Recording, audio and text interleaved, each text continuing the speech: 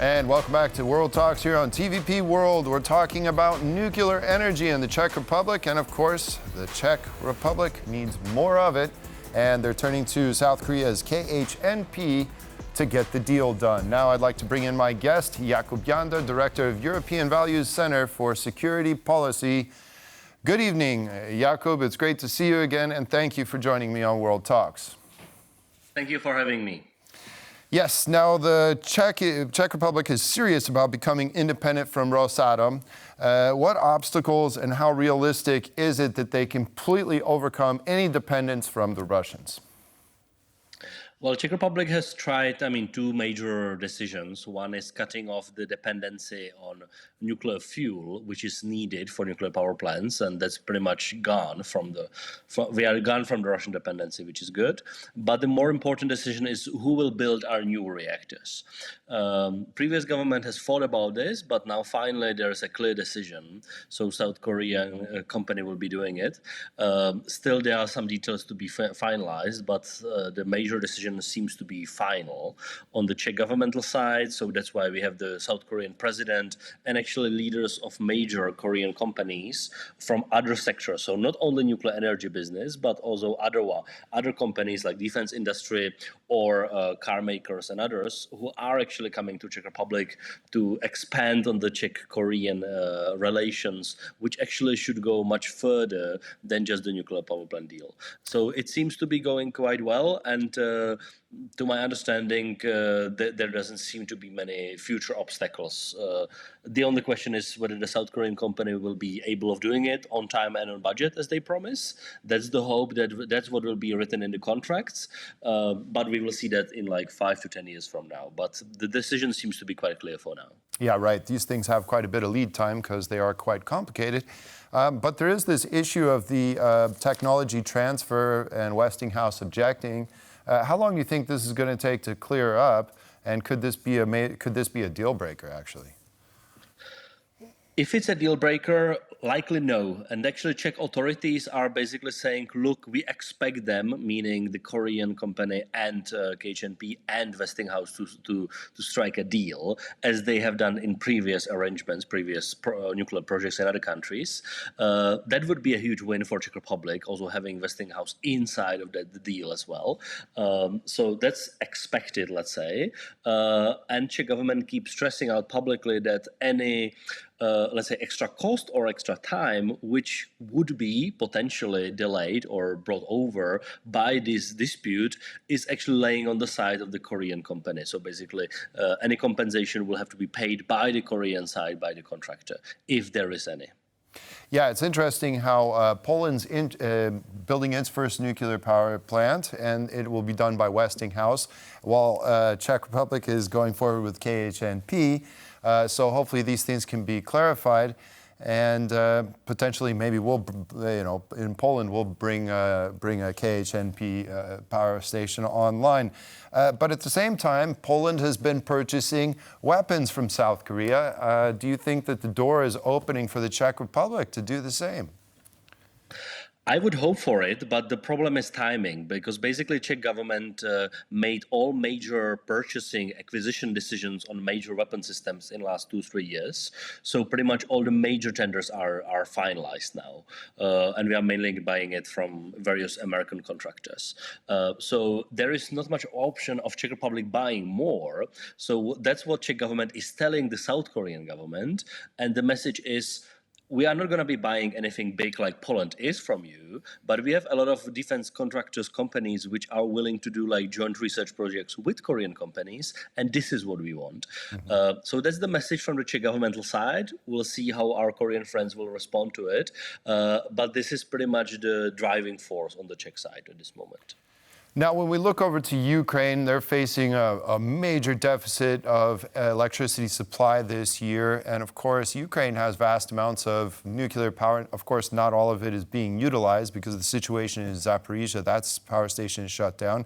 And other attacks have caused the existing nuclear power plants to reduce capacity. But Ukraine also needs to wean itself off ROSATOM. Could the Czech experience pave the way for Ukraine to do this? In the future, that's the hope. Currently in Ukraine, there are political discussions whether the government of Ukraine will, for example, purchase reactors from other countries, from other European countries, let's say quite old Soviet technology, but in a sense, it's a matter of urgency and time, because obviously building a huge new reactor takes 5, 10, 15 years, depends. So those are decisions which will likely be taken after some version of ceasefire will happen in Ukraine, which we don't know when and if it happens. But definitely that's going to be the case.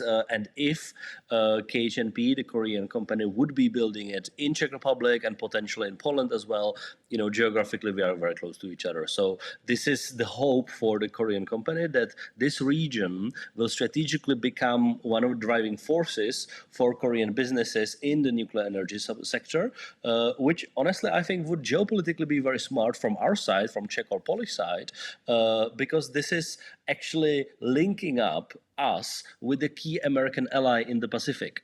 And that's exactly what we want, because we want to be good allies to each other, but also to the United States. So in a sense, that's something what might make sense, and also to spill over from just, let's say, nuclear power plant business into other areas, such as in the Polish case, it's mainly defense industry. In the Czech case, there are a couple of other options on the table. And that's the hope where this might be leading to. Yeah, and that's exactly my next question is where can this bring us in terms of greater economic cooperation? And so maybe also on the other side, I mean, is there something in particular Czechs are looking at that they'd like to sell to the South Korean market, or something maybe Poland could provide to the South Korean market to increase our economic cooperation? In the case of Czech Republic, basically, if you look to one of the there are two major areas of relatively, let's say, newer technologies. One is semiconductors. Second is batteries for various types of products, including electric cars. In both areas, South Korea is one of the world leaders, which is good.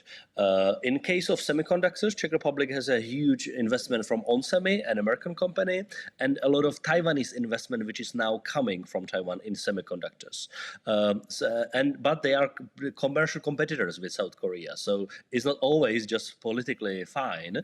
But there are options where South Korea might actually do more semiconductor cooperation in the Czech Republic. This is what, for example, Czech Trade Ministry is pushing for at this moment, as the ministers are meeting with the South Korean counterparts in Prague in these days, actually. In the area of batteries, this is exactly what should be the future, because if you look on the map, there are countries which are actually doing it with China, and that's that's Hungary and that's Slovakia. Czech Republic is not doing it. We are not having any Chinese investment in battery business, let's say. So the hope is that South Korea would be the way going forward. It would be geopolitically smart, and let's say it would be safe, unlike deepening our dependency on China, which is what Hungary and Slovakia are doing. And in terms of, we all have some very, very lofty goals to meet, the Fit for 55 or the Green Deal in the years ahead. And so I'd like to ask you about the Czech society. Is everybody kind of agreed that nuclear is going to be a crucial component? Because we're both very dependent on coal, and I don't think we're going to get to those goals without a nuclear component in opposition, say, to the Germans, who've taken some of their nuclear plants and shut them down.